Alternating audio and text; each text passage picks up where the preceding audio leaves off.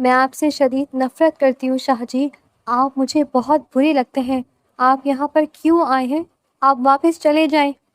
وہ ٹوٹے ہوئے لہجے میں تکلیف بھرے انداز میں بڑی مشکل سے یہ الفاظ ادا کر رہی تھی۔ مصطفیٰ شاہ نے اس کے گرد اپنا گھیرا مزید ٹائٹ کر لیا تو وہ ہوش کی دنیا میں آئے۔ اسے شدت سے اپنی پوزیشن کا احساس ہوا تھا۔ اس سے پہلے کہ وہ اس کی گرفت سے آزاد ہونے کی کوشش کرتی، وہ تمام تر نزدیکیاں مٹا چکا تھا، اور اب وہ اس کے وجود کی نرمی کو محسوس کیے، اس کے سر میں بال چھپائے پیار سے اس کی کمر میں ہاتھ پھیر رہا تھا۔ مجھے معاف کر دو، مجھ سے غلطی ہو گئی ہے۔ میں میں آپ کو کبھی معاف نہیں کروں گی، اس نے بکھرے ہوئے انداز میں کہا تھا۔ آپ بہت برے ہیں، آپ نے مجھے بہت تنگ کیا ہے، آپ سوچ بھی نہیں سکتے۔ جس نے بھی تمہیں تکلیف دی ہے، میں خدا کی قسم اٹھا کر کہتا ہوں، میں اس کی سانس سے اس پر تنگ کر دوں گا، میں تمہاری ساری تکلیفوں کا ازالہ کر دوں گا۔ وہ اس کا چہرہ اپنے ہاتھوں کے پیالے میں لیتے ہوئے جذبات سے چور لہجے میں بولا تھا، اور پھر اس سے 2 قدم پیچھے ہٹ کر کھڑا ہو گیا۔ وہ بھی اپنا لہنگا سمیٹتی ہوئی واش روم کی طرف بڑھنے ہی لگی تھی کہ مصطفیٰ نے اس کا ہاتھ پکڑ کر اسے رکنے کا اشارہ کیا۔ ابھی تک میں نے تمہیں چینج کرنے کی اجازت نہیں دی، بیڈ پر بیٹھ کر میرا انتظار کرو، میں تھوڑی ہی دیر میں آتا ہوں، اور خبردار جو تم نے چینج کیا۔ آنکھوں کی آنکھوں میں اسے بہت کچھ سمجھا تھا۔ وہ کمرے سے جا چکا تھا جبکہ محترمہ اپنی جگہ پر سٹل کھڑی تھی۔ ان کے کہنے کا کیا مطلب تھا؟ اس نے سرسراتے ہوئے لہجے میں اپنے آپ سے سوال کیا تھا۔ اس کے گال شرم اور خوف کے مارے دہکنے لگے تھے۔ وہ کوئی چھوٹی بچی نہیں تھی جو مفہوم نہ سمجھتی، لیکن فی الحال وہ اس پوزیشن میں نہیں تھی کہ کسی نئے رشتے کو شروع کر دیتی، وہ بھی ایسے رشتے کو جو اس کی نظر میں کب کا ٹوٹ چکا تھا۔ اسے ذرا سی ہمت ملی تو پرانی ضد بھی عود آئی تھی۔ اتنی آسانی سے تو میں آپ کے ہاتھ نہیں آؤں گی، جو ٹینشن آپ نے مجھے دی ہے، آپ کو بھی اسی ٹینشن سے گزرنا پڑے گا۔ اس کا دل کسی سوکھے پتے کی طرح لرز رہا تھا، لیکن وہ اپنے ارادے سے پیچھے نہیں ہٹ سکتی تھی۔ دوسری طرف مصطفیٰ اس وقت چچی جان کے کمرے میں موجود تھا۔ ماریا نے رو رو کر اپنی حالت خراب کی ہوئی تھی۔ تم میرے ساتھ ایسا کیسے کر سکتے ہو؟ تم جانتے ہو کہ میں تم سے بے تحاشا محبت کرتی ہوں۔ وہ پھر سے چیخنا چلانا شروع ہو گئے تھے۔ مصطفیٰ نے اس کی طرف دیکھنا بھی گوارا نہیں کیا تھا۔ وہ چچی جان کی آنکھوں میں جھانکتے ہوئے گویا ہوا، آپ نے مجھے کہا تھا کہ وہ یہاں پر بالکل محفوظ ہے اور اسے کوئی مسئلہ نہیں ہے۔ وہ ایک ایک لفظ چبا رہا تھا۔ میں آپ کی باتوں پر یقین کرتا رہا۔ میں نے اپنی بیوی آپ کو اس لیے سونپی ہوئی تھی کیونکہ مجھے لگ رہا تھا کہ آپ اس کا خیال رکھ رہی ہیں۔ اگر ذرا سا بھی اندازہ ہوتا کہ آپ اس کے ساتھ وحشیانہ سلوک کریں گی تو میں قسم اٹھا کر کہتا ہوں کبھی بھی اسے آپ کے حوالے نہ کرتا۔ کیا سوچ کر آپ نے اس معصوم پر ظلم کے پہاڑ توڑے ہیں؟ کیا آپ کو اس پر ذرا بھی ترس نہیں آیا؟ تم خود بھی تو اسے چھوڑ کر چلے گئے تھے، تم خود بھی تو اسے نہیں اپنانا چاہتے تھے، تو اب تمہیں اتنی مرچیں کیوں لگ رہی ہیں؟ اب اتنی تکلیف کیوں ہو رہی ہیں؟ کہیں اس کا حسن اور اس کی کم عمری دیکھ کر تم اپنا ایمان تو نہیں کھو بیٹھے؟ چچی نے نفرت کا اظہار کر کے اپنا سر جھٹکتے ہوئے کہا تھا، وہ میری بیوی ہے، میں اس پر پورا حق رکھتا ہوں۔ آپ کیا سوچ کر اس قدر بےہودہ بات کر رہی ہیں؟ یہ وہی بیوی ہے جس کو بچی بول کر تم حویلی چھوڑ کر چلے گئے تھے، اور پھر اپنے دادا کی وفات پر بھی تم حویلی واپس نہیں آئے۔ یہ سن کر اس نے بے ساختہ نگاہیں چرائی تھی۔ ایک مسئلہ ہو گیا تھا جس کی وجہ سے، خیر یہ کہہ کر وہ اپنی جگہ پر اٹھ کھڑا ہوا، آپ نے اس پر جو تشدد کیا ہے اس کی وجہ سے آپ کو جیل جانا ہوگا۔ میں نے آپ پر ڈومیسٹک وائلنس کا کیس کر دیا ہے، دوبارہ اب اس سے ملاقات جیل میں ہی ہوگی۔ تم میرے ساتھ ایسا کیسے کر سکتی ہو؟ وہ حلقے بل چیخی تھی، تم جانتے نہیں ہو میں سردار پاشا خان کی بہن ہوں، وہ تمہارے ٹکڑے ٹکڑے کر دے گا۔ تم اس معمولی سی 2 ٹکے کی لڑکی کے لیے میرے ساتھ ایسا نہیں کر سکتے۔ وہ چیختی چلاتی رہ گئی جبکہ وہ ان کی باتوں کو نظر انداز کرتا ہوا لمبے لمبے ڈھک بھرتا کمرے سے باہر نکل گیا تھا۔ ماریا نے اس کی پشت کو ترسی ہوئی نظروں سے دیکھا تھا۔ تم اس انسان کے لیے مر رہی تھی، دیکھا اس نے تمہاری ماں کے ساتھ کیا کیا؟ امی میں کچھ بھی نہیں جانتی، مجھے مصطفیٰ سے شادی کرنی ہے، میں اس سے بے تحاشا محبت کرتی ہوں، میں اس کے بغیر نہیں رہ سکتی۔ اس کی سوئی ابھی تک اسی جگہ پر ہی اٹکی ہوئی تھی۔ مصطفیٰ کا اس کے بچپن میں ہی حرم سے نکاح ہو گیا تھا۔ ان کا ایج ڈفرینس تقریباً 8 سال تھا اور مصطفیٰ کو وہ لڑکی پسند بھی نہیں تھی۔ ایک تو وہ حد سے زیادہ شرارتی تھی اور دوسرا بہت ضدی بھی تھی۔ دادا جان بھی اس سے بے تحاشا محبت کرتے تھے کیونکہ وہ خاندان کی چھوٹی اور لاڈلی بیٹی تھی جس کی ہر خواہش اس کے منہ سے نکلنے سے پہلے ہی پوری ہو جاتی تھی۔ لیکن یہ سب کچھ اس وقت تک چلتا رہا جب تک اس کے ماں باپ زندہ تھے۔ ایک دن حرم کے ماں باپ کا حادثے میں انتقال ہو گیا۔ اس کے بعد دادا جان نے اس کی پرورش کی تھی۔ چچی جان ہمیشہ اس پر اپنے الفاظ کے نشتر چلاتی اور اس کو پریشان کرتی، لیکن دادا جان اپنی پوتی کے سامنے ڈھال بن کر کھڑے ہو جاتے۔ مصطفیٰ کو ان دونوں لندن کے ایک انگریز سے محبت ہو گئی تھی۔ وہ اسی کی ایج کی تھی۔ مصطفیٰ اس کے لیے ہی باہر پڑھنے کے لیے جا رہا تھا۔ یہاں سے جانے سے پہلے اس نے صاف الفاظ میں کہہ دیا تھا کہ وہ حرم سے شادی نہیں کرے گا، وہ کسی اور سے محبت کرتا ہے۔ اس کی بات سن کر دادا جان ہتے سے ہی اکھڑ گئے تھے۔ ان کے وہم و گمان میں بھی نہیں تھا کہ ان کا پوتا ان کے حکم کی خلاف ورزی کرے گا۔ ان کی ضد کا کوئی فائدہ نہیں ہوا۔ مصطفیٰ پاکستان چھوڑ کر لندن چلا گیا اور وہاں پر جا کر اس نے اس انگریزن عورت کے ساتھ تعلقات قائم کر لیے۔ وہ اپنے دادا جان سے ناراض تھا اور دادا جان نے بھی اس کے ساتھ ہر طرح کا تعلق ختم کیا ہوا تھا۔ حرم مزید ٹوٹ گئی تھی کیونکہ نہ صرف اس کے وجود کو دھتکارا گیا تھا بلکہ اس کے ساتھ ساتھ اس کا پورے خاندان میں تماشا بنایا گیا تھا۔ وہ تو اب خود سے بھی نظریں ملانے کے قابل نہیں رہی تھی۔ اس دن وہ بہت زیادہ روئی تھی۔ اس نے خود سے وعدہ کیا تھا کہ چاہے کچھ بھی ہو جائے اب وہ کبھی بھی مصطفیٰ کا نام نہیں لے گی، وہ اس کو اپنے دل سے نکال دے گی، لیکن وہ اس میں بھی ناکام ہو گئی کیونکہ وہ تو اس کی روح میں بسا ہوا تھا۔ بچپن سے لے کر اب تک اس نے صرف مصطفیٰ کے ہی نام کی مالا جپی تھی۔ وہ اس سے بے تحاشا محبت کرتی تھی اور دادا جان نے بھی تو یہی کہا تھا کہ وہ تمہارے سر کا سائیں ہے، تمہاری زندگی پر صرف اور صرف اس کا حق ہے۔ لندن میں مصطفیٰ کو اس کی اسی انگریزن گرل فرینڈ نے دھوکہ دیا تھا اور ایک کیس میں پھنسا دیا تھا۔ جب اس کے دادا کا انتقال ہوا تب وہ اسی کیس میں الجھا ہوا تھا، اسی وجہ سے پاکستان نہ آ سکا۔ اس کے بابا بھی اس سے ناراض ہو گئے تھے۔ مصطفیٰ کی امی تو بچپن میں ہی چل بسی تھی اور بابا بھی کام کے سلسلے میں کبھی ایک ملک ہوتے تو کبھی دوسرے ملک۔ ان کی ایک ہی اولاد تھی، مصطفیٰ، جو کہ حویلی کا سب سے بڑا بیٹا تھا۔ حویلی میں صرف چچی جان ان کے بچے اور حرم ہی تھی۔ نہ صرف چچی بلکہ ان کے بچے بھی حرم کو نوکرانیوں کی طرح ٹریٹ کرتے تھے، اور اب اسے راستے سے ہٹانے کے لیے چچی نے ایک اور پلان بنایا تھا۔ وہ اس کی شادی اس کی عمر سے 3 گنا بڑے آدمی سے کر رہی تھی تاکہ اس کو راستے سے ہٹانے کے بعد وہ ماریا اور مصطفیٰ کا رشتہ پکا کر دیں۔ انہیں مصطفیٰ کے بریک اپ کی بھی خبر پہنچ گئی تھی۔ جو آخری پھانس تھی وہ اس سے نکالنا چاہتے تھے، لیکن رخصتی کے عین وقت مصطفیٰ پہنچ گیا اور پھر اس نے نہ صرف دلہے کا حال خراب کیا تھا بلکہ وہاں پر جتنے بھی لوگ موجود تھے اس نے ان سب لوگوں کو ذلیل کیا تھا۔ مصطفیٰ کے بابا جہانگیر صاحب کو اس بارے میں پتہ چلا تو وہ بھی بہت ناراض ہوئے تھے۔ اس سازش میں چچا بھی شریک تھے، لیکن اپنی غلطی کا اعتراف کرنے کے بجائے وہ ناراض ہو کر اپنی بیوی اور بیٹی کو اسی رات حویلی سے لے کر رخصت ہو گئے۔ آمنہ بیگم کا بھائی ایک بہت بڑا جاگیردار تھا اور وہ اسی کے نام کی دھمکیاں ہر کسی کو ہی دیتی تھی۔ چچا بھی اسی وجہ سے اپنی بیوی سے دب کر رہتے تھے کیونکہ وہ انہیں اپنے بھائی کے نام سے ڈراتی تھی۔ ساری چیزوں سے فری ہونے کے بعد مصطفیٰ کمرے کے اندر داخل ہوا۔ ایک لمبے سفر کے بعد وہ بہت زیادہ تھک گیا تھا۔ دوسرا، جب سے اس نے اپنی معصوم اور حسین بیوی کو دیکھا تھا اس کے وجود کی بے چینی بھی بڑھ گئی تھی۔ اس لڑکی کی طلب میں بھی اضافہ ہو گیا تھا۔ آج اسے پتہ چلا تھا کہ اس نے کتنی بڑی غلطی کر دی تھی۔ اتنا عرصہ اس نے اس لڑکی سے الگ رہ کر اپنا کتنا بڑا نقصان کیا تھا۔ کمرے میں اندھیرا پھیلا ہوا تھا۔ محترمہ سر پر چادر تانے لیٹی ہوئی تھی اور یوں ظاہر کر رہی تھی جیسے وہ سو رہی ہے۔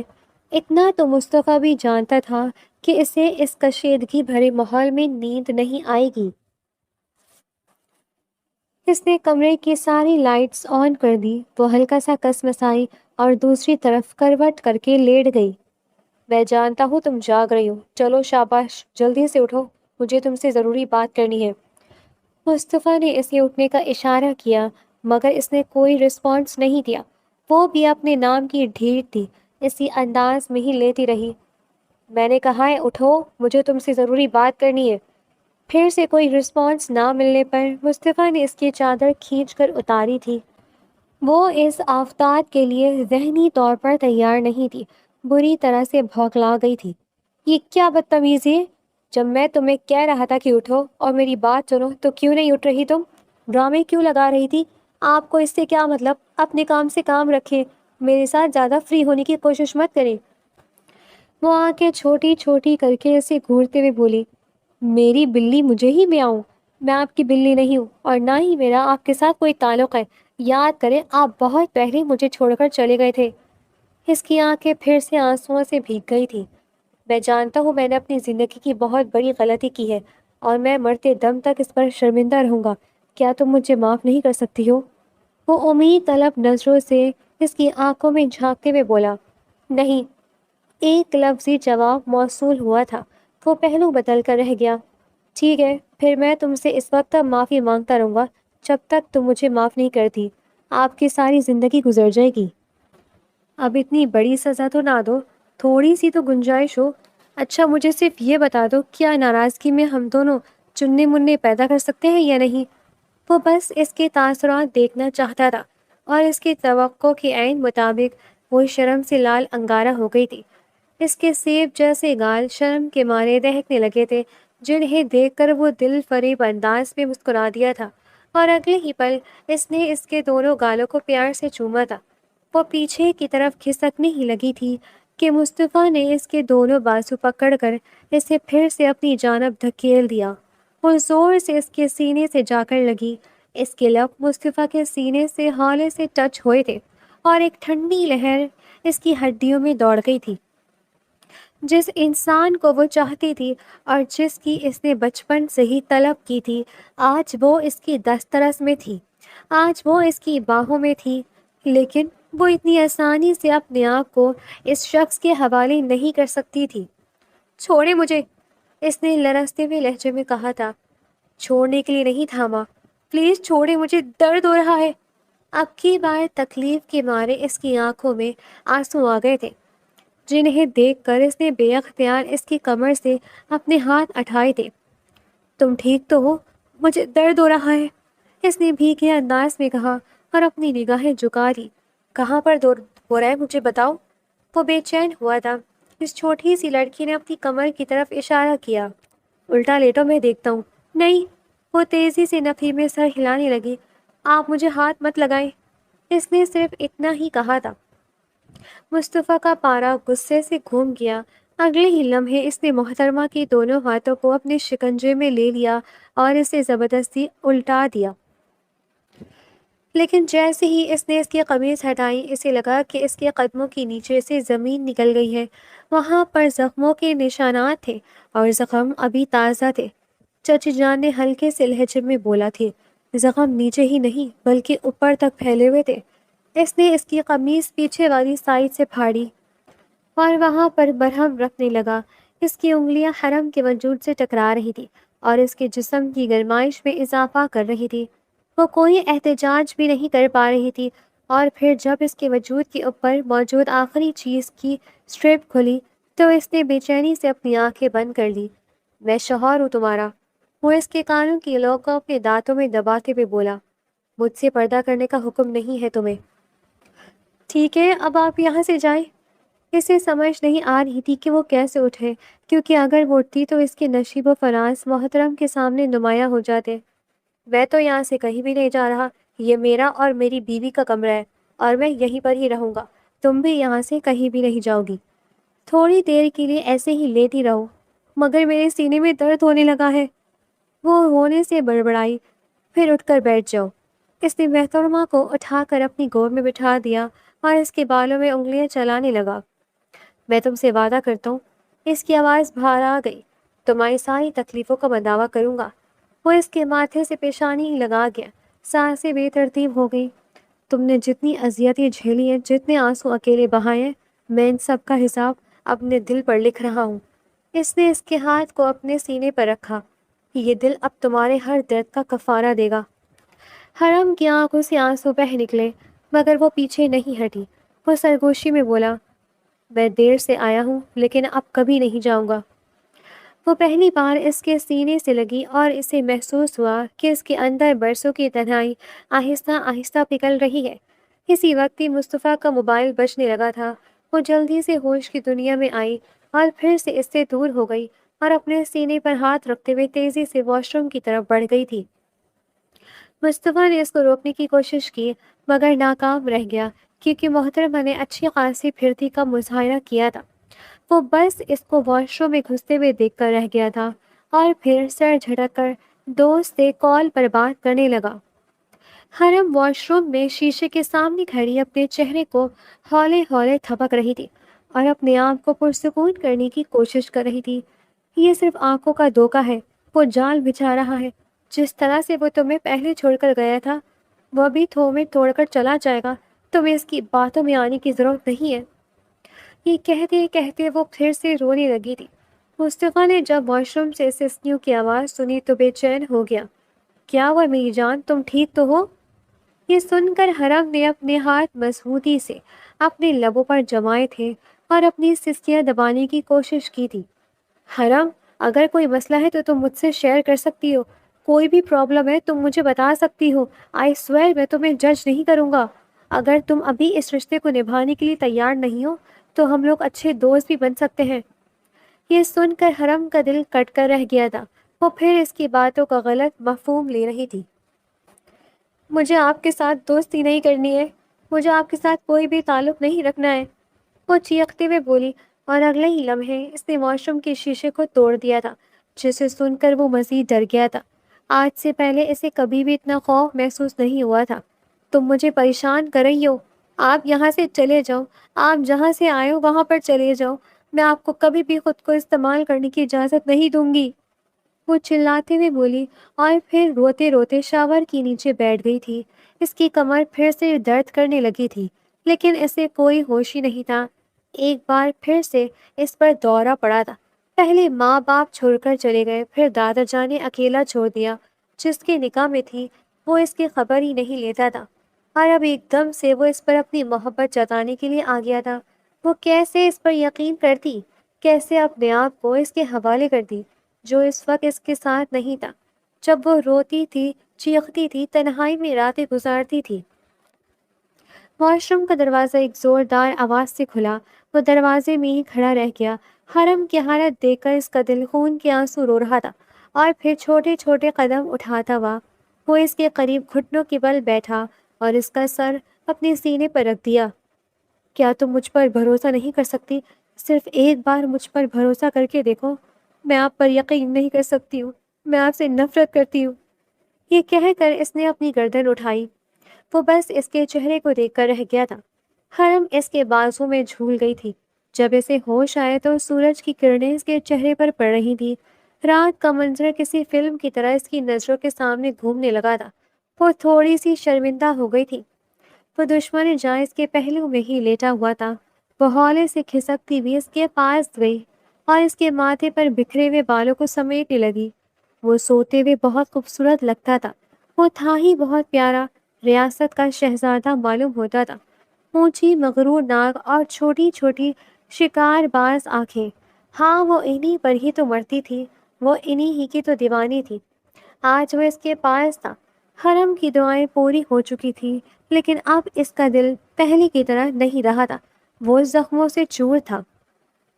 وہ اس سے دور جانے ہی لگی تھی کہ مصطفیٰ نے اس کا ہاتھ پکڑ کر پھر سے اپنی جانب کھینچ لیا۔ یہیں پر ہی بیٹھی رہو اور مجھے اسی طرح سے ہی دیکھتی رہو، مجھے سکون مل رہا ہے۔ وہ حیران رہ گئی۔ آپ کو کیسے پتا چلا کہ میں آپ کو؟ اب کی بار مصطفیٰ نے اپنی آنکھیں کھولی تھی۔ اس کی نیند پوری نہیں ہوئی تھی جس کی وجہ سے اس کی آنکھوں میں سرخی گھلی ہوئی تھی۔ حرم نے بے ساختہ اس سے آنکھیں چرائی تھی۔ وہ پورا دن ہی مصروف رہا تھا لیکن وہ اس کے زخموں پر مرہم رکھنا نہیں بھولا تھا۔ کچھ ہی دنوں میں اس کے زخم بھر گئے تھے اور وہ کافی حد تک بہتر ہو گئی تھی۔ اپنے آپ کو مصروف کرنے کے لیے اس نے پھر سے کالج میں ایڈمیشن لے لیا تھا۔ وہ بس اس کی نظروں سے بچنا چاہتی تھی، کیونکہ جس انداز میں وہ اسے دیکھتا تھا، حرم کے لیے خود پر کنٹرول کرنا بہت مشکل ہوتا جاتا تھا۔ جبکہ مصطفیٰ جب اس کا کترایا ہوا رویہ محسوس کرتا تھا تو دل ہی دل میں محسوس ہوتا تھا۔ اس دن وہ رات کو لیٹ گھر واپس آیا تھا تو دیکھا کہ مصطفیٰ صاحبہ صوفے پر آرام سے لیٹی ٹی وی پر کارٹون دیکھنے میں مصروف تھی۔ مصطفیٰ کو شرارت سوجی، وہ اس کے برابر میں صوفے پر جا کر بیٹھ گیا اور پھر اگلے ہی پل اپنا سر اس کی گود میں رکھ دیا۔ وہ جو پہلے اس کے اچانک سے دبے پاؤں وہاں پر آنے پر حیران تھی، اس کی اگلی حرکت پر بھوکلا گئی تھی، لیکن اس نے مصطفیٰ کو مکمل طور پر اگنور کر دیا۔ وہ اسے شو کروانا چاہتی تھی کہ اسے بالکل بھی فرق نہیں پڑتا ہے اور نہ ہی مصطفیٰ کی قربت اس پر کوئی اثر کرتی ہے۔ کل رات اس نے یہ بات اپنے منہ سے بھی کہی تھی اور ابھی وہ بہت ہی فلاپ ایکٹنگ کر رہی تھی۔ مصطفیٰ نے چھوٹی سی گستاخی کی تو اس کی وجود کو جھٹکا لگا۔ یہ کیا بدتمیزی ہے؟ میں دیکھنا چاہتا تھا کہ تمہیں فرق پڑتا ہے یا نہیں، وہ کندھے اچکاتے ہوئے بولا تھا، اور یہ دیکھ کر مجھے بہت خوشی ہو رہی ہے کہ تمہارے دل میں میرے لیے جذبات موجود ہیں، اسی وجہ سے تم ذرا سی گستاخی پر اس طرح سے شرما جاتی ہو۔ او ہیلو مسٹر، یہ غلط فہمی اپنے دل سے نکال دے، میرے دل میں کوئی جذبہ نہیں ہے، مجھے فرق ہی نہیں پڑتا ہے، وہ اس کو آنکھیں دکھاتے ہوئے بولی تھی۔ اچھا، کیسی بات ہے؟ یہ کہہ کر اس نے محترمہ کی کمر پر اپنے دونوں ہاتھ مضبوطی سے جمائے اور اسے صوفے پر لٹا دیا۔ اس کے بعد بال صوفے پر بکھر گئے تھے اور زمین پر بھی لگ رہے تھے۔ مصطفیٰ اس کے بالوں میں اپنا چہرہ چھپانے لگا اور اس کے جسم کی خوشبو کو محسوس کرنے لگا تھا۔ تم بہت حسین ہو، وہ اس کی کمر پر انگلیاں چلا رہا تھا۔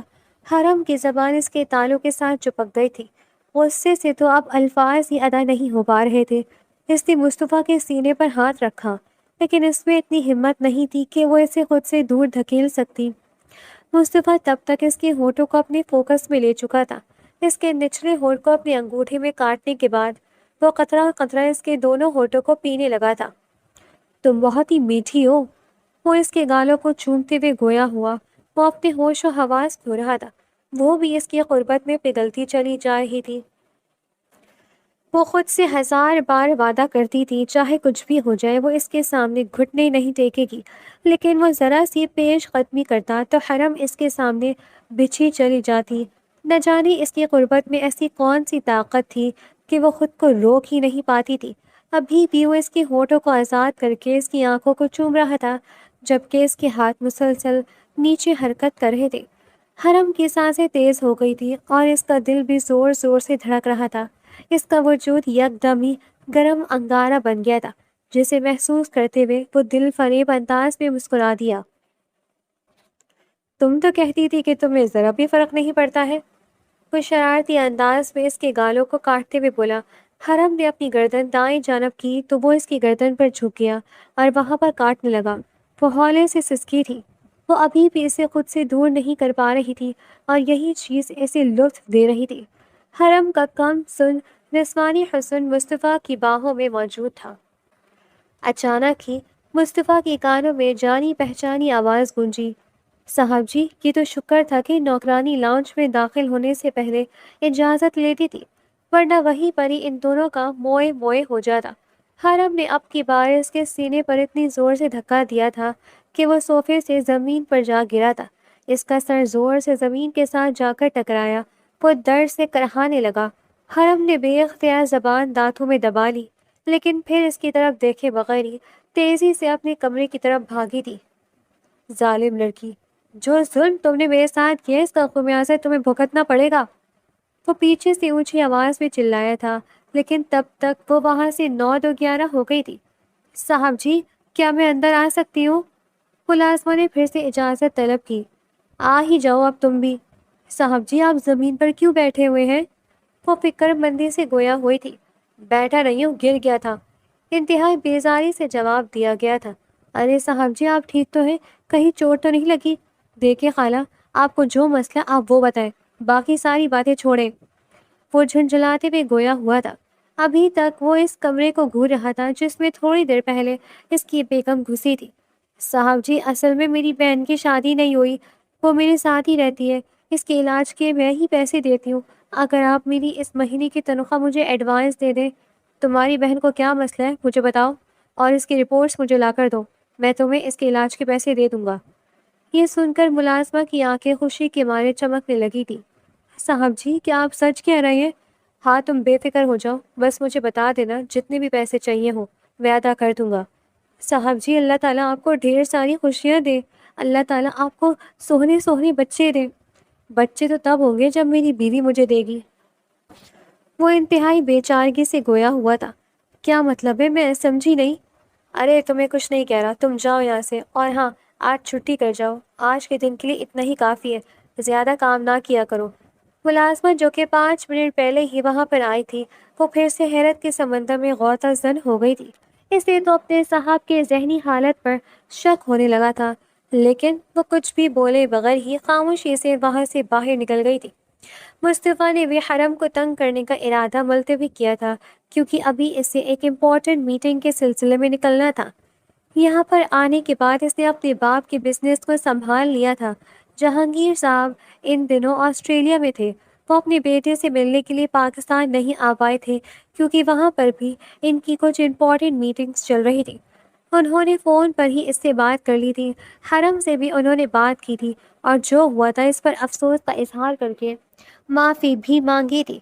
حرم نے کوئی خاص رد عمل نہیں دیا تھا، کیونکہ اب وہ ان ساری چیزوں سے تنگ آ چکی تھی۔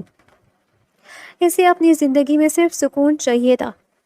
رات تقریباً 11 بجے کا وقت تھا جب حرم کے کمرے کا دروازہ بجا۔ وہ چوکننا ہو کر بیٹھ گئی تھی۔ اس کے کان دروازے کے باہر سے آنے والی آواز پر ٹکے ہوئے تھے۔ حرم، دروازہ کھولو۔ وہی جانی پہچانی آواز سنائی تھی۔ میں دروازہ نہیں کھولوں گی، آپ یہاں سے چلے جائیں، آپ بہت ہی بے شرم انسان ہیں، آپ میری معصومیت کا ناجائز فائدہ اٹھانے کی کوشش کرتے ہیں۔ وہ چھوٹے بچوں کی طرح اونچی اونچی آواز میں شکایتیں کرتے ہوئے بولی تھی۔ یا میرے اللہ، مجھے صبر عظیم عطا فرما۔ اللہ تعالیٰ سے تھوڑا سا صبر میرے لیے بھی مانگ لے، کیونکہ اگر میرے صبر کا پیمانہ لبریز ہو گیا تو پھر ہمارے بچے ہو جائیں گے۔ پلیز اتنا صبر مت کرو، میں چاہتا ہوں کہ جلدی جلدی چننے مننے اس دنیا میں آئے۔ آج تو اس ملازمہ نے بھی مجھ سے پوچھا ہے کہ شادی کو اتنے برس گزر گئے، بچے کیوں نہیں ہوئے؟ اب میں اسے کیا بتاؤں کہ بیوی ہاتھ لگانے کی بھی اجازت نہیں دیتی ہے۔ آپ نے جس کو جو بتانا ہے جا کر بتائیں، لیکن یہاں سے چلے جائیں۔ وہ پھر سے واویلا مچاتے ہوئے گویا ہوئی تھی۔ یعنی تم دروازہ نہیں کھول رہی ہو؟ میں دروازہ نہیں کھول رہی، میں یہ فائنل بتاؤں گی، اور اگر آپ میں ہمت ہے تو آپ مجھے دروازہ کھل چکا تھا، مجھے دروازہ توڑنے کی ضرورت ہی نہیں ہے۔ وہ چابی اس کی آنکھوں کے سامنے لہراتے ہوئے بولا تھا۔ ہاں تو تم مجھے چیلنج کری تھی، تو دیکھو میں تمہارے سامنے کھڑا ہوں۔ وہ خباثت بھرے انداز میں مسکراتے ہوئے بولا تھا۔ حرم نے بے ساختہ خوف سے تھوک نکلا تھا۔ شام کے وقت جو کچھ ان دونوں کے درمیان ہوا تھا، اس کی وجہ سے تو وہ ویسے بھی اس کا سامنا نہیں کر پا رہی تھی، اور ابھی وہ پھر سے اس کے سر پر سوار ہو گیا تھا۔ وہ اس سے نگاہیں چرانے لگی تھی۔ دیکھو، اب میں تم سے سیریس بات کرنا چاہتا ہوں، بغیر کوئی فلٹر لگائے۔ مجھے تم سے کبھی بھی نفرت نہیں تھی، لیکن آپ مجھ سے محبت بھی نہیں کرتے تھے۔ وہ دو بدو جواب دیتے ہوئے بولی تھی، تو وہ چپ ہو گیا۔ وہ پہلے کی بات تھی، اب کی بات اور ہے۔ تم مجھے اچھی لگنے لگی ہو، میں تم سے محبت کرتا ہوں، اب مجھے تمہاری قدر کا احساس ہوا ہے۔ میں تو پاگل تھا، بیوقوف تھا، جو تمہیں چھوڑ کر ایک ایسی عورت کے پیچھے بھاگا جس کا نہ تو کردار تھا اور نہ ہی خاندان تھا، لیکن اس کی سزا بھی مجھے مل ہی گئی تھی۔ وہ پھیکے سے انداز میں مسکراتے ہوئے بولا تھا۔ وہ اس سے اس عورت کے بابت نہیں پوچھنا چاہتی تھی، کیونکہ جب بھی وہ اس انگریزنی کے بارے میں سوچتی تھی، اس کا خون غصے سے کھولنے لگتا تھا، سارے غم پھر سے تازہ ہو جاتے تھے۔ میں تمہارے ساتھ ایک نئی زندگی کی شروعات کرنا چاہتا ہوں، مگر مجھے آپ کے ساتھ ایسا کوئی بھی تعلق نہیں بنانا ہے۔ تم مجھ سے دوستی تو کر سکتی ہو، اگر میں تمہیں اچھا لگا تو مجھے اپنا شوہر بنا لینا، اور اگر برا لگا تو جان سے مار دینا، کیونکہ الگ تو میں تم سے کبھی بھی نہیں ہوں گا۔ میں صرف تم سے مر کر جدا ہو سکتا ہوں، زندہ رہتے ہوئے تو تم کبھی بھی مجھے خود سے دور نہیں کر پاؤ گی۔ وہ بات کرتے کرتے پھر سے اس پر اپنا حق جما گیا تھا، جبکہ وہ اس کے چہرے کو گھور کر رہ گئی تھی اور اندازہ لگانے کی کوشش کر رہی تھی کہ وہ شخص کس حد تک سچ بول رہا ہے۔ ٹھیک ہے، میں آپ کو ایک شرط پر اپنے ساتھ رکھوں گی۔ بولے، آپ کا ہر حکم سلاخوں پر ہے۔ سینے پر ہاتھ رکھتا ہوا وہ ڈرامائی انداز میں گویا ہوا تھا۔ آپ مجھے اپنی طرف متوجہ کرنے کی یا بہکانے کی کوشش نہیں کریں گے، اور نہ ہی میرے پاس آئیں گے، اور نہ ہی مجھے ہاتھ لگائیں گے، کیونکہ جب بھی آپ ہاتھ لگاتے مجھے کرنٹ لگتا ہے۔ یہ سن کر وہ اپنی گردن چکا کر اپنی مسکراہٹ دبانے لگا۔ آپ ہنسے نہیں، میں سیریس بات کر رہی ہوں۔ میڈم صاحبہ، اسی کرنٹ پر تو سارے مرد مرتے ہیں۔ کسی دن ہمیں اجازت دیجیے، ہم آپ کے اندر کا سارا کرنٹ نکال لیں گے۔ آپ پھر سے میرے ساتھ فری ہونے کی کوشش کر رہے ہیں، میں آپ کو اس کمرے سے باہر نکال دوں گی۔ آئی ایم ریئلی سوری، معذرت خواہ ہوں۔ آپ آگے بولیں، ہم دوست بن کر رہیں گے، اور میں 2 مہینے تک آپ کو اپنے ساتھ رکھ کر دیکھوں گی۔ پھر جو ریزلٹس نکلتے ہیں ان کی بیس پر فیصلہ کروں گی۔ یا میرے اللہ! وہ اس کی سوچ پر کانوں کو ہاتھ لگا کر رہ گیا تھا۔ ٹھیک ہے، مجھے منظور ہے، تو کیا اس دوران ہم گھومنے پھرنے کے لیے جا سکتے ہیں؟ ہاں، ہم آؤٹنگ وغیرہ کر سکتے ہیں، وہ اسے اجازت دیتے ہوئے بولی تھی۔ چلو پھر ٹھیک ہے، آؤ باہر کھانا کھانے چلتے ہیں۔ وہ اس کا ہاتھ پکڑ کر اسے باہر لے کر جانے ہی لگا تھا، لیکن پھر کچھ یاد آنے پر اس نے جلدی سے محترمہ کا ہاتھ چھوڑ دیا۔ وہ اس کی اس ادا پر دھیمے سے انداز میں مسکرا دی، اور پھر خود ہی مصطفیٰ کا ہاتھ تھام لیا۔ معصوم تو وہ بھی نہیں تھا، اندر سے پورا تھا، اور اسے یہ بھی پتا تھا کہ وہ اس لڑکی کو زور زبردستی حاصل نہیں کر سکتا۔ اب اسے حرم کو حرم کے مطابق ہی ڈیل کرنا تھا، اور وہ اس چیز کے لیے بہت زیادہ ایکسائٹڈ بھی تھا۔ ان لوگوں نے باہر خوشگوار ماحول میں کھانا کھایا تھا۔ جب وہ ہوٹل سے باہر نکل رہے تھے تو اچانک یہ حرم کی چیخنے چلانے کی آواز سنائی دی۔ اس نے گردن پھیر کر دیکھا تو وہاں پر ماریا کھڑی تھی۔ اس کی حالت پھر سے غیر ہونے لگی تھی، اس کا وجود کپ کپانے لگا تھا۔ ماریا اور چچی کے سارے مظالم اسے پھر سے یاد آنے لگے تھے۔ ماریا اس کی طرف بڑھی اور اس پر جھپٹنے کی کوشش کرنے لگی، مگر مصطفیٰ اس سے پہلے ہی اس کے دونوں ہاتھ اپنے قابو میں کر چکا تھا۔ اپنی اوقات میں رہو لڑکی، وہ سختی سے بولا۔ اس گھٹیا لڑکی کی وجہ سے تم نے میری ماں کو جیل میں بھیج دیا ہے۔ وہ بن پانی کی مچھلی کی طرح تڑپتی تھی۔ تمہاری ماں جیل میں موجود ہے اور تم یہاں پر اپنے بوائے فرینڈ کے ساتھ گلچھڑے اڑا رہی ہو۔ وہ طنزیہ انداز میں اس کے پہلو میں کھڑے لڑکے کو گھورتے ہوئے گویا ہوا تھا۔ یہ میرا بوائے فرینڈ نہیں ہے، بلکہ میرا بیسٹ فرینڈ ہے۔ آج کل کی فرینڈ شپس کو میں بہت ہی اچھے طریقے سے جانتا ہوں۔ اور ہاں، تم مجھ سے پوچھ رہی تھی کہ تم میں اور میری بیوی میں کیا فرق ہے، تو میں تمہیں یہی فرق بتانا چاہتا تھا۔ ایک ایک لفظ پر زور ڈالتا ہوا وہ اسے اس کی اوقات سمجھا گیا تھا۔ ماریا کے ڈر سے وہ مصطفیٰ کے پیچھے چھپی ہوئی تھی۔ اس نے مصطفیٰ کی شرٹ کو مضبوطی سے اپنے ہاتھوں میں جکڑا ہوا تھا۔ مصطفیٰ نے اسے آگے لانے کی کوشش کی، لیکن اس نے اپنی بازو چھڑوا دی۔ پلیز یہاں سے چلے، مجھے گھر واپس جانا ہے، اس نے ڈرتے ڈرتے کہا تھا۔ میں تمہارے ساتھ ہوں، تمہیں کسی سے بھی ڈرنے کی ضرورت نہیں ہے، مصطفیٰ نے اسے یاد کروانے کی کوشش کی۔ ماریا تب تک ان دونوں کو چھوڑ کر جا چکی تھی۔ اس کو ذلیل کرنے کے چکر میں وہ خود اچھی خاصی ذلیل ہو گئی تھی، اور اب اسے اس بات پر بھی غم تھا۔ جہاں تک اس کی ماں جان کا سوال تھا تو سردار پاشا نے بھی اپنی بہن کو جیل سے چھڑوانے کی کوشش کی تھی، مگر ناکام ہو گیا تھا، اور اس میں اتنی ہمت نہیں تھی، اور نہ ہی وہ اتنا بیوقوف تھا کہ مصطفیٰ جیسے آدمی سے پنگا لیتا۔ وہ جانتا تھا کہ مصطفیٰ بہت ہی اثر و ذوق کا مالک ہے۔ پاکستان میں اس کے بہت سے تعلقات تھے، اس لیے اس نے مصطفیٰ سے پنگا لینے کا ارادہ ملتوی کر دیا تھا، اور ویسے بھی کورٹ نے کہا تھا کہ 2 دنوں کے بعد اس کی بہن کو رہائی مل جائے گی، تو 2 دن اگر وہ جیل میں رہتی تو اس میں کوئی خاص برائی نہیں تھی۔ یہ ان کے اپنے سگے بھائی کی سوچ تھی۔ دوسری طرف ماریا جیسے ہی اس کی نظروں سے اوجھل ہوئی، وہ جلدی سے آگے کی طرف آ کر کھڑی ہو گئی۔ تم اس سے اتنا ڈرتی کیوں ہو؟ مجھے مارتی تھی وہ، اب وہ تمہیں ہاتھ بھی نہیں لگا سکتی ہے، وہ ابھی بھی مجھے مارنے کے لیے ہی آئی تھی، اس نے معصومیت سے کہا تھا۔ میرے سامنے تو جنگلی بلی بنی رہتی ہو، ہر وقت مجھے مارنے کے لیے تیار رہتی ہو، ایسے بھی 2 لگا دیتی، اس طرح سے تمہارا بدلہ بھی پورا ہو جاتا۔ اس کو کراٹے آتے، مجھے کراٹے نہیں آتے، انتہائی معصومیت سے ایک اور خامی بتائی گئی تھی۔ وہ بس اس کے چہرے کو گھور کر رہ گیا تھا۔ تم کیا چیز ہو یار، بس مجھے یہ بتا دو، میں آپ کی بیوی ہوں۔ وہ ابھی شاید اپنے ہوش میں نہیں تھی، اسی وجہ سے سادگی سے اس کے سوالات کے جوابات دے رہی تھی۔ مصطفیٰ کا ذہن اس کی ایک ہی بات پر اٹکا ہوا تھا کہ مجھے کراٹے نہیں آتے۔ وہ شرارتی انداز میں مسکرانے لگا۔ اس کے دماغ میں اس وقت شیطانی چل رہی تھی۔ اس طرح سے وہ حرم سے اپنے سارے بدلے بھی سود سمیت لے سکتا تھا۔ دوسری طرف اس کا بھی بھلا ہو جاتا، وہ بھی کراٹے سیکھ جاتی۔ حویلی پہنچنے کے بعد وہ سب سے پہلے اسے حویلی میں ہی موجود جم میں لے کر گیا تھا۔ ہم یہاں پر کیوں آئے ہیں؟ ایکسرسائز کرنے کے لیے، لیکن وہ تو صبح کرتے ہیں، دونوں ٹائم کرتے ہیں۔ آج کے بعد تم صبح بھی اور رات کے وقت بھی 2 ٹائم ایکسرسائز کیا کرو گی۔ یہ سن کر اس کی آنکھیں پھیل گئی تھی۔ مجھ سے یہ سب کچھ نہیں ہوتا ہے، مجھ سے یہ فضول کے چوچلے برداشت نہیں ہوتے ہیں۔ یہ چوچلے نہیں ہیں، سیلف ڈیفینس کرنا سکھاؤں گا میں تمہیں، اور اس کے لیے تمہیں پہلے اپنے آپ کو تھوڑا سا اسٹرانگ کرنا ہوگا۔ آپ کا مطلب ہے کہ آپ مجھے کراٹے سکھائیں گے؟ وہ ایک دم ہی پرجوش ہو گئی تھی۔ ہاں بالکل، لیکن اس کے لیے تمہیں تھوڑی سی ہمت سے کام لینا ہوگا، کیونکہ کراٹے سیکھنا کوئی معمولی بات نہیں ہے۔ اگر تم چاہتی ہو کہ تم حرم سے بھی زیادہ اسٹرانگ ہو جاؤ، پھر تمہیں وہی سب کچھ کرنا ہوگا جو میں کرنے کے لیے کہوں گا۔ چلو سب سے پہلے یہ شرٹ اتارو۔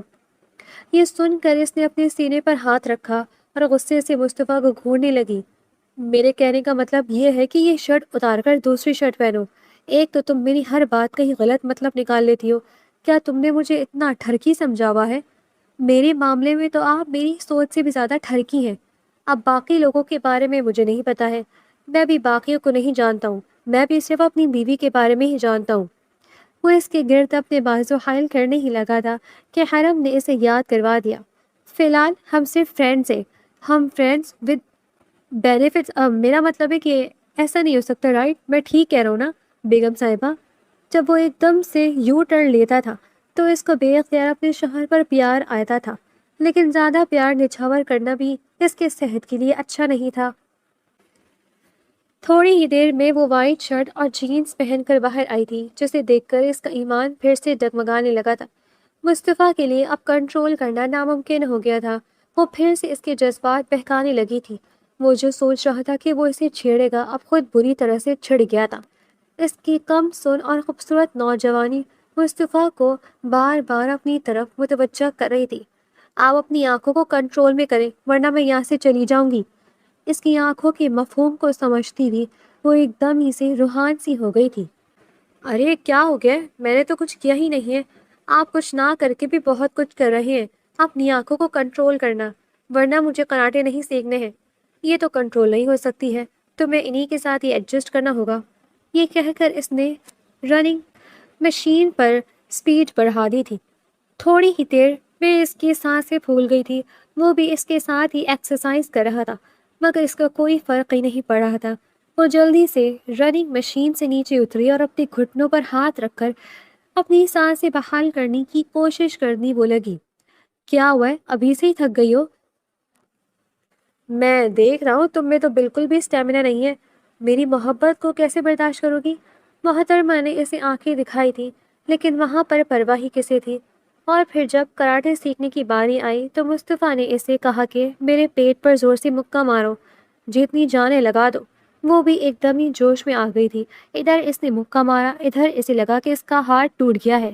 مصطفیٰ کو بھی تکلیف ہوئی تھی، لیکن اس نے شو نہیں کیا تھا۔ وہ خود کو اس وقت ایک فولادی پہاڑ ثابت کرنے کی کوششوں میں ہلکان ہو رہا تھا۔ ہائے میرے اللہ، میں مر گئی! یہ کوئی پیٹ ہے یا لوہا؟ وہ درد سے کراہتے ہوئے بولی تھی۔ چلو اب مجھے بھی ایک مکہ مارنے دو، میں دیکھتا ہوں۔ یہ سن کر وہ چیختے ہوئے پیچھے کی طرف ہٹی تھی۔ خبردار، خبردار! جو آپ نے کراٹے سکھانے کے آڑ میں مجھے جان سے مارنے کی کوشش کی۔ اور یہ کس طرح کے کراٹے ہیں جو آپ مجھے سکھا رہے ہیں؟ مجھے آپ سے کچھ بھی نہیں سیکھنا ہے۔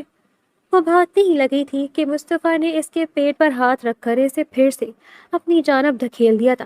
اب وہ کافی حد تک سیریس ہو گیا تھا۔ بھاگنے سے مسئلے حل نہیں ہوتے، اس نے دھیمی مگر روبدار آواز میں کہا۔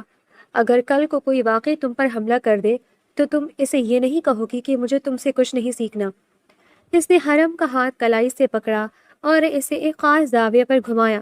دیکھو، اگر کوئی تمہارا ہاتھ اس طرح پکڑ لے تو طاقت کا مقابلہ مت کرو، بس اپنی کلائی کو اس کے انگوٹھی کی جانب موڑو۔ مصطفیٰ نے نرمی سے لیکن مضبوطی سے اس کا ہاتھ تھاما ہوا تھا۔ اب اپنی پوری قوت کے بجائے صرف ٹیکنیک استعمال کرو۔ میری گرفت کے کمزور حصے یعنی انگوٹھی کی طرف سے اپنا ہاتھ باہر نکالو۔ حرم نے پہلے تو مزاحمت کی، لیکن جیسے ہی اس نے مصطفیٰ کے بتائے ہوئے طریقے پر عمل کیا، اس کا ہاتھ آسانی سے چھوٹ گیا۔ اس کی آنکھوں میں حیرت اور ہلکی سی چمک آئی۔ اگر کوئی آپ کو کمر سے پکڑنے کی کوشش کرے یا پھر پیٹ سے پکڑنے کی کوشش کرے تو پھر مجھے کیا کرنا ہوگا؟ اس نے معصومیت سے سوال کیا تھا۔ مصطفیٰ نے ایک گہرا سانس لیا اور اپنی باہوں کو سینے پر باندھتے ہوئے اسے بغور دیکھا۔ اگر تم یہ مجھ سے بچنے کے لیے سیکھ رہی ہو تو پھر تو میں تمہیں غلط ٹیکنیک سکھاؤں گا، اس نے شرارت سے کہا۔ لیکن اگر اس چڑیل کے لیے ہے تو پھر توجہ سے سنو۔ وہ ایک قدم آگے بڑھا اور حرم کے پیچھے جا کر کھڑا ہو گیا۔ فرض کرو کسی نے تمہیں پیچھے سے کمر سے یا پیٹ سے جکڑ لیا ہے۔ اس نے حرم کے گرد اپنے بازو پھیلائے مگر اسے چھوا نہیں۔ سب سے پہلا کام یہ کرنا ہے کہ اپنا وزن نیچے کی طرف گرا دو، بالکل ڈھیلی ہو جاؤ تاکہ حملہ آور کے لیے تمہارا وزن سنبھالنا مشکل ہو جائے۔ اب اپنی پوری طاقت جمع کرو اور اپنی کوہنی پیچھے کی طرف اس کے پیٹ یا پسلیوں میں دے مارو۔ یہ انسانی جسم کا وہ حصہ ہے جہاں چوٹ لگتے ہی سانس اکھڑ جاتی ہے۔ میں سمجھ گئی ہوں، میرے لیے اتنا ہی کافی ہے، آپ بے فکر ہو جاؤ۔ اب آپ دیکھیں میں اس چڑیل کے ساتھ کیا کرتی ہوں۔ یہ کہہ کر وہ بھاگنے ہی لگی تھی۔ اپنی عادت سے مجبور ہو کر مصطفیٰ نے اسے پیٹ سے پکڑنا چاہا مگر وہ اس کی سکھائی ہوئی ٹیکنیک کو استعمال کرتے ہوئے اپنی کوہنی زور سے اس کے پیٹ پر مار چکی تھی۔ اب وہ زمین پر پڑا درد سے بلبلا رہا تھا۔ اس کے تو وہم و گمان میں بھی نہیں تھا کہ وہ اتنی جلدی کراٹے سیکھ جائے گی۔ ہائے میرے اللہ، یہ میں نے کیا کر دیا؟ اپنے شوہر پر کون کراٹے ٹرائی کرتا ہے؟ ظالم عورت، مجھے مار دیا، اب میں زندہ نہیں بچوں گا۔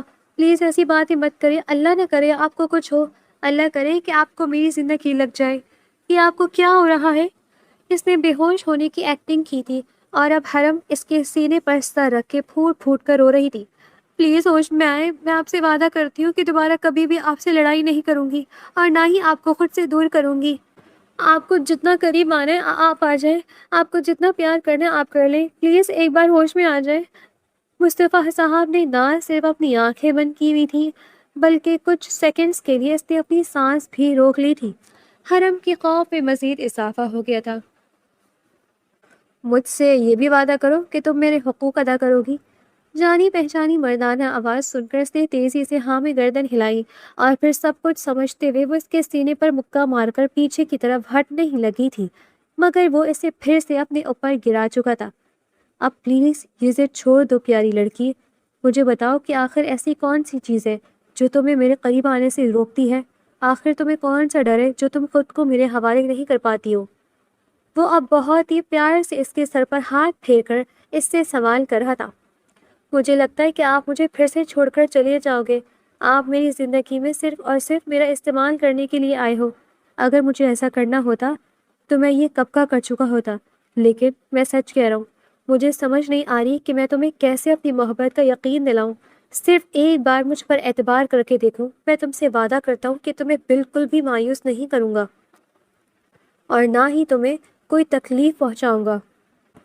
وہ منت بھرے انداز میں اس کی آنکھوں میں دیکھ رہا تھا۔ حرم نے چند لمحے خاموشی سے دیکھتی رہی اور پھر اپنی گردن جھکا دی۔ کیا میں اس کو ہاں سمجھوں؟ آپ کو جو سمجھنا ہے آپ سمجھے، یہ کہہ کر اس نے پرسکون انداز میں اپنا سر اس کے سینے پر رکھ دیا تھا۔ محترمہ نے کوئی احتجاج نہیں کیا تھا اور اس کا مطلب ہاں ہی تھا۔ اگر وہ تب بھی نہ سمجھتا تو اس سے بڑا بیوقوف اس پوری دنیا میں کوئی بھی نہ ہوتا۔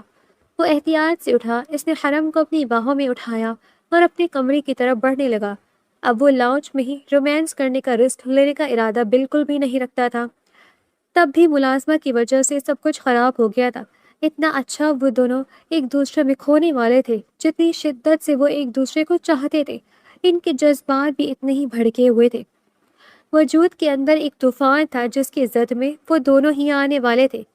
کمرے میں لے جا کر اس نے احتیاط سے محترمہ کو بیڈ پر لٹایا تھا اور خود اس کے اوپر سوار ہو گیا تھا۔ حرم نے اس وقت بٹن ڈاؤن شرٹ پہن رکھی تھی۔ وہ ایک ایک کر کے اس کے شرٹ کے بٹن کھولنے لگا۔ حرم نے اس دوران اپنی آنکھیں بند کی ہوئی تھی۔ اسے اپنی دھڑکنوں کی آواز اپنے کانوں میں سنائی دے رہی تھی۔ یہ فیصلہ اس نے بہت ہی سوچ سمجھ کر کیا تھا اور اب وہ کسی بھی چیز کی ٹینشن نہیں لینا چاہتی تھی۔ اس نے سب کچھ اپنے رب پر چھوڑ دیا تھا۔ ماضی میں اس نے بہت سی تکلیفیں اٹھائی تھی، اب اس کا بھی خوشیوں پر حق تھا۔ جب خوشیاں اس کے دروازے پر دستک دے رہی تھی تو وہ ناشکری کر کے اپنا نقصان نہیں کرنا چاہتی تھی۔ شرٹ کو وجود سے الگ کرنے کے بعد وہ اس کے سینے پر جھک گیا اور وہاں پر اپنی محبت کے نشانات چھوڑنے لگا۔ اس دوران حرم نے اس کے بالوں کو اپنے ہاتھوں میں جکڑا ہوا تھا۔ جب بھی اس کے لبوں سے سسکی نکلتی وہ اس کے بالوں کو ہلکا سا کھینچتی اور یہ چیز اسے مزید مدہوش کرتی تھی۔ یہ چیز اسے پاگل بنا رہی تھی۔ وہ اس کی قربت میں مسرور ہو رہا تھا۔ حرم کی حالت بھی اسی سے مختلف نہ تھی۔ اچانک اس نے حرم کی نازک جگہوں پر کاٹا تو وہ بن پانی کی مچھلی کی طرح تڑپی تھی۔ وہ اس کی گرفت سے نکلنے ہی لگی تھی کہ اس نے اپنا گھیرا تنگ کر لیا۔ آج تمہارے پاس رہائی کا کوئی راستہ موجود نہیں ہے۔ وہ اس کے لبوں پر اپنی لب رکھتے ہوئے اس کی سانسوں کو بھی اپنی قید میں کر چکا تھا۔ پلیز۔ حرم کے وجود کو ہلکا سا جھٹکا لگا تھا کیونکہ وہ اس کے نزدیک آنے والا پہلا مرد تھا اور اس کی پہلی محبت بھی تھا۔ اس کے نزدیک آنے سے اس کے اندر جو آگ جل رہی تھی وہ مزید بھڑکنے لگی تھی، لیکن یہ مصطفیٰ کا اس سے وعدہ تھا کہ وہ اس کے اندر لگی ہوئی آگ کو آج بجھا کر ہی دم لے گا۔ اس کے وجود کو مکمل طور پر ہر کپڑے سے آزاد کرنے کے بعد اب وہ اسے اپنی گود میں بٹھائے اس کی گردن پر نقش و نگار بنا رہا تھا۔ حرم نے بے اختیار اپنی گردن پر ہاتھ رکھا۔ اگر کسی نے دیکھ لیا تو اسے بتا دینا کہ میرا شوہر مجھ سے بے تحاشا محبت کرتا ہے۔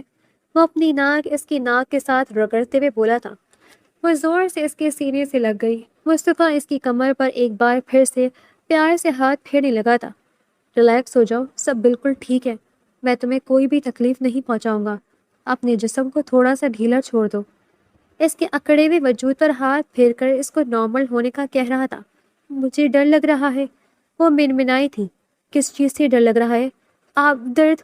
وہ منزل تو ابھی بہت دور ہے جانے من، اس سے پہلے اس میٹھی میٹھی بے چینی کو اپنے پور پور میں اتر جانے دو اور اسے جی بھر کے انجوائے کرو۔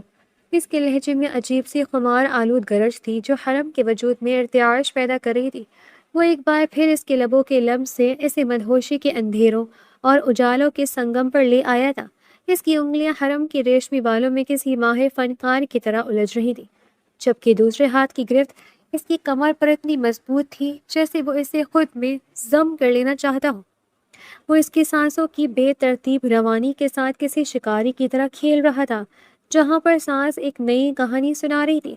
حرم جو کچھ دیر پہلے تک مزاحمت کی دیوار کھڑی کرنے کی کوشش کر رہی تھی اب ڈھیر ہو چکی تھی۔ اس کے وجود کا احتجاج دم توڑ چکا تھا اور اس نے خود کو مکمل طور پر اپنے اس جنونی عاشق کے رحم و کرم پر چھوڑ دیا تھا۔ کمرے کی خاموشی میں صرف ان کی سانسوں کا شور تھا جو ایک دوسرے میں پیوست ہو رہی تھی۔ وہ اس کے لبوں سے ہٹا تو حرم نے بے اختیاری میں اپنی آنکھیں موند لی، لیکن یہ سکون محض چند لمحوں کا تھا۔ اس نے اپنا تپتا ہوا چہرہ جھکایا اور حرم کی گردن سے ہوتے ہوئے اس کے تراشیدہ کندھے تک پہنچ گیا۔ حرم کے وجود میں ایک سنسنی سی دوڑ گئی جب اس نے محسوس کیا کہ وہ اپنی گرفت تھوڑی نرم کر کے اب اس کے کندھے پر اپنی محبت کی مہر ثبت کر رہا ہے۔ وہ اس کے کندھے پر موجود واحد تل کو چوم رہا تھا۔ آج میں تمہارے جسم پر موجود سارے تل گنوں گا اور اپنی محبت کا ایک راؤنڈ پورا کرنے کے بعد جتنے تل ہوں گے اتنے ہی راؤنڈ لگاؤں گا۔ یہ سن کر وہ سہم گئی تھی۔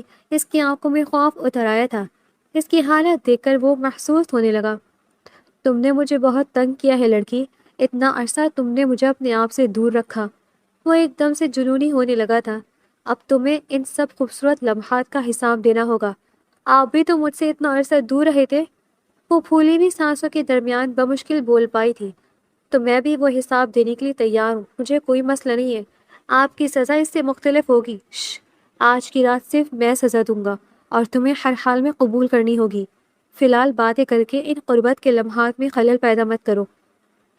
وہ اس کے لبوں پر انگلی رکھتا ہوا اسے خاموش ہونے کا اشارہ کرنے لگا اور ایک بار پھر سے اس کے وجود میں گم ہونے لگا۔ اس کا ہاتھ جو اب تک اس کے بالوں میں الجھا ہوا تھا رینگتا ہوا نیچے آیا اور حرم کے سینے پر ٹہر گیا۔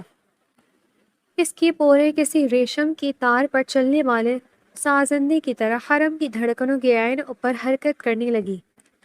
وہ اپنی انگلیاں بہت آہستگی سے وہاں چلا رہا تھا، جیسے وہ اس کے بے ترتیب دھڑکنوں کا حساب رکھنا چاہتا ہوں۔ حرم نے ایک گہرا سانس لیا، اس کے لمس کی تپش اسے اپنے اندر پگھلتی ہوئی محسوس ہو رہی تھی۔ تمہارا یہ دل، وہ دھیمی مگر بھاری آواز میں گویا ہوا۔ اس کی نظریں اب حرم کے سینے پر جمی تھی، جہاں اس کی انگلیاں دائرے بنا رہی تھی، جہاں میری ساری بے چینیاں دم توڑ دیتی ہیں۔ اس کی خوبصورتی محض دیکھنے کی نہیں، محسوس کرنے کی چیز ہے حرم۔ تم نہیں جانتی کہ تم نے مجھے کس قدر اپنا اسیر بنا لیا ہے۔ اب وقت آ گیا تھا جب اسے حرم کو ہر حال میں اپنے نام کرنا تھا۔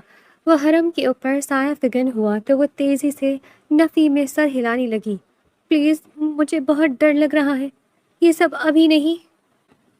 اس کے لبوں سے نکلی یہ التجا سرگوشی اس کی کپکپاہٹ کو ظاہر کر رہی تھی۔ اس کے ہاتھ اس کے چوڑے شانوں پر تھم گئے تھے۔ اس نے حرم کی پیشانی پر اپنے لب رکھتے ہوئے ایک نہایت پرسکون اور بھروسہ مند لہجے میں اسے تسلی دی۔ شش، بالکل بھی نہیں ڈرو مت۔ اس کی آواز میں ایسی مٹھاس اور یقین تھا جو حرم کے منتشر اعصاب کو سکون دینے لگا۔ مجھ پر یقین رکھو جان من، تمہیں ذرا بھی تکلیف نہیں ہوگی، اور یہ میرا تم سے وعدہ ہے۔ اس کے ان دل فریب انداز اور محبت بھری لمس نے حرم کے خوف کو آہستہ آہستہ پگھلانا شروع کر دیا۔